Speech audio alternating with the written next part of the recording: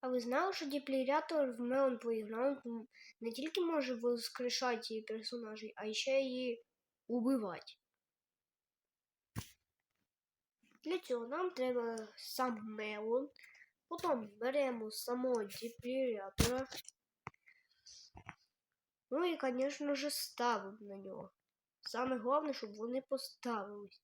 А то воно буває таке бісяче, що не ставиться. Або сквозь нього якось проходить. Все, я поставив, його лучше ось так ставить. Угу. Знову издеваюсь. Все. І далі настраиваємо йому і ставимо велику мощність, можна 1000 або 2000, ну 2000 це максимально. І все, можна запускати. Улетаю на Гаити.